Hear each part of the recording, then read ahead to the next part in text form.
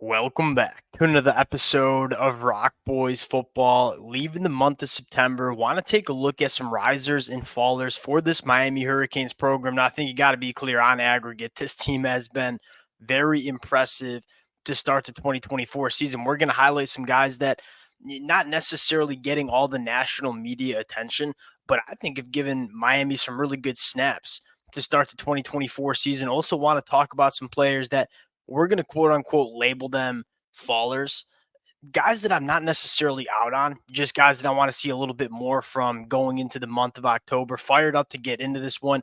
Look, we could talk about 20 to 25 names. We're going to keep it to three risers, three fallers. Now, before we get into it, as always, to the Miami Hurricane fans, would love to hear from you guys in the comment section, right? A lot of players that I think are flying under the radar that I think have played really good snaps for Miami. Also, some guys that you probably want to see more from. And again, to be clear, we're not trying to drag the fallers through the mud, just more if Miami's going to be the best version of themselves.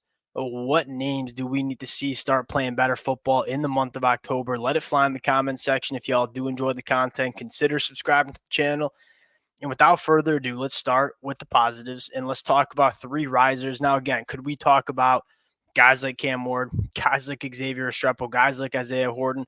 Yeah, absolutely. But we've talked a lot about those players over the last couple of weeks. Want to highlight some more players that might be kind of under the radar. And let's start with redshirt freshman edge rusher Malik Bryan, who I love this kid. Like the Miami Hurricane fans who've been rocking with the boys really for the last 2 years. We talked about him when he committed to Miami coming out of high school and said, the position outlook is a little bit murky. Like you weren't sure if he was going to play off ball linebacker or play as an edge rusher. Has kind of settled into that edge rusher role, and although is not going to be the starter with guys like Tyler Barron and guys like Ruben Bain coming back healthy.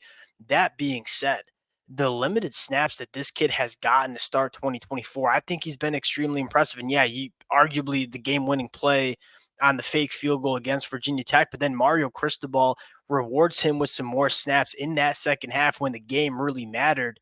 Malik Bryan made some plays. I mean, he's got 6 run stops on the year. That is second most on the team, tied for second most on the team. Really good against the run. I don't know if he's as an explosive as a pass rusher as guys like Ruben Bain and Tyler Barron. That being said, can get after the quarterback as well. But I think most importantly, if you want to be a national championship caliber team, you got to have depth along the lines of scrimmage.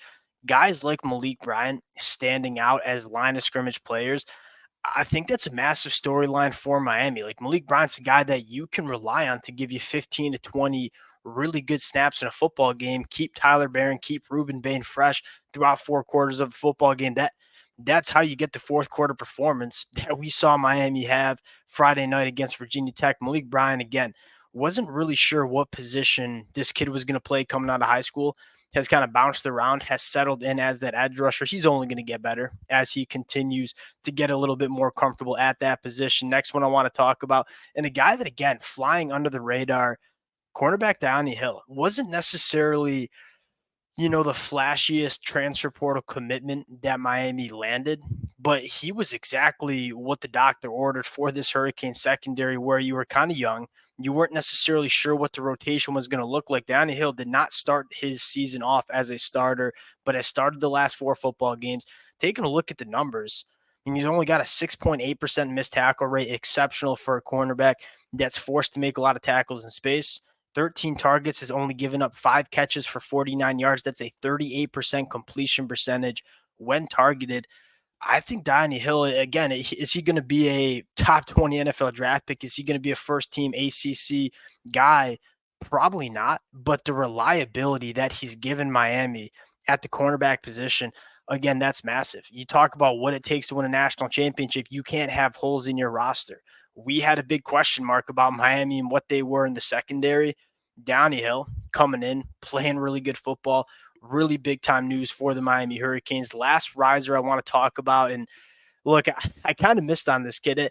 Not necessarily, well, I guess probably you could use that term missed. We spent so much time, the Miami Hurricane fans, again, who've been rocking with the boys for the last couple months, know we talked extensively about the tight end play heading into 2024. My personal pick was Riley Williams to kind of break out as that tight end. Wrong. It's been Elijah Royal. And again, Elijah Lofton, Cam McCormick, Riley Williams.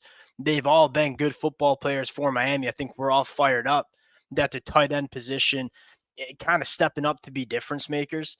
Elijah Royal has been that dude. Couple things I love about Elijah Royal. One, he's reliable. 12 targets, 11 catches, a 92% completion percentage when Cam Ward is going to Elijah Royal. But I think the bigger storyline is out of his 11 catches, 10 of them have been for first downs. He's averaging 25 yards per catch.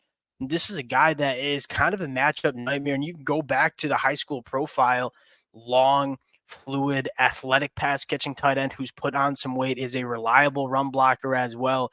This kid is a matchup nightmare. You can use him in a lot of different ways, whether you're splitting him out wide, whether you're putting him in line.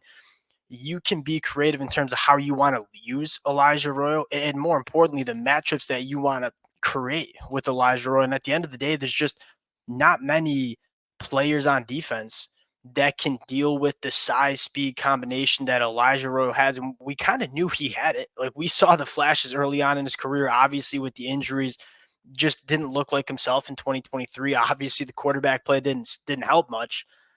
He's been brilliant to start the season for Miami. He's kind of emerged as one of those pass catchers that, hey, Cam Ward wants to get the football to. Now, let's go to the fallers. And again, I want to be so clear that this is not me getting at these players. Just, hey, look, if we're talking about Miami winning a national championship, what players do we need to see continue to step up and get better throughout the month of October going into November?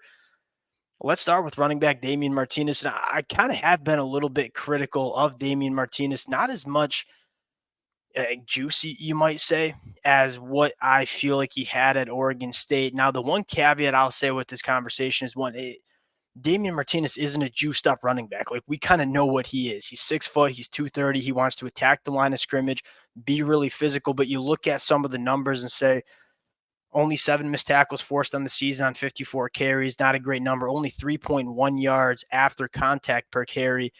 Not necessarily that physically imposing, bruising running back that I think some people expected. Now, I think the big conversation is he's coming from a run scheme at Oregon State, which was almost exclusively outside zone stuff. Miami very rarely runs outside zone. They run a lot of inside zone and gap. And so I think the timing and the comfortability with the run scheme is something that, Damian Martinez might be still getting used to. What I would like to see from Mario Cristobal and Shannon Dawson is maybe just a little bit better management in terms of the workload we're giving to the running backs.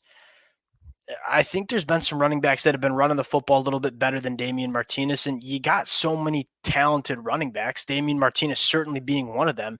Jordan Lyle has stepped up. I think Mark Fletcher's looked good. Heck, AJ Allen and Chris Johnson. Those are all guys that I think should be utilized in this Miami Hurricanes offense. Now, would like to see Mario Cristobal and Shannon Dawson go more to the hot hand method, right? And we're not necessarily a pre-identified bell cow. Hey, we're going to go into this football game.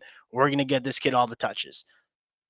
I think because you're so deep and so talented at the running back room, and more importantly, so diverse, so many different running backs that can do different things.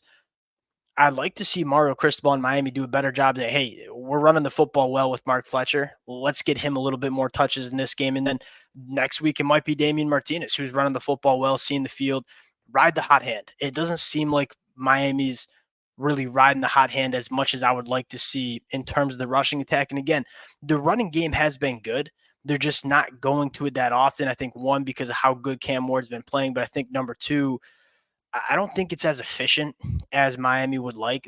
Those numbers are a little bit uh, kind of boosted up because you've had some really big runs in the second half of football games. You've been winning a lot, but I think at times when Miami needs the run game, I don't necessarily know if it's been there as much as Mario Cristobal and the Miami Hurricanes would like.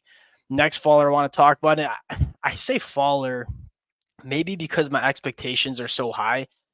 Inez Cooper, one, struggled against Virginia Tech. I think a lot of Miami Hurricanes struggled in that football game. Look, I am worried about Inez Cooper. This kid's played a ton of football at a high level for Miami. Um, I don't think he's totally healthy. I think he's battling. He went out there in that Ball State game, played for you, played in the USF game, played in the Virginia Tech game. I don't think he's at 100%. And I give the kid a ton of credit for kind of playing through a little bit of ding. He struggled against Virginia Tech. I feel like his feet kind of got stuck in the mud a little bit against Aeneas Peebles is a very good pass rusher from the inside for Virginia Tech. I think Inez Cooper can play better. That's kind of where it is. He hasn't been quote unquote bad for the Miami Hurricanes, but I think he can play just a little bit better for Miami. Last player I want to talk about, Daryl Porter at the cornerback spot. Kind of getting picked on a little bit. Like faced 23 targets, has given up 17 catches. That's a 74% completion percentage for buck 86. He's missed 20% of his tackles. Not as sticky as you would like to see. I feel like wide receivers are able to create a little bit more separation than I think a lot of Miami Hurricanes would like.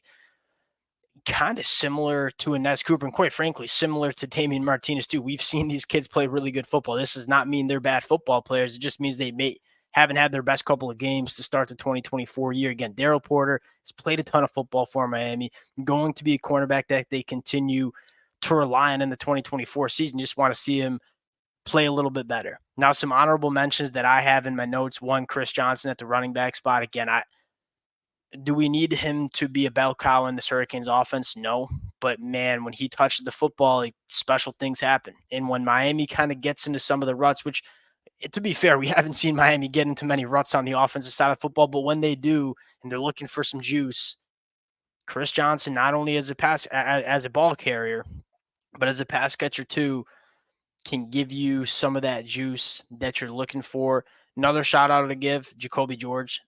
Look, if this kid's consistent, I think he might be the most talented wide receiver on this football team. And he's been pretty consistent. You want to see the consistency continue. I didn't include him in the risers because we kind of knew he was a pretty good football player. Wasn't necessarily the biggest surprise. Those are my risers. Those are my fallers.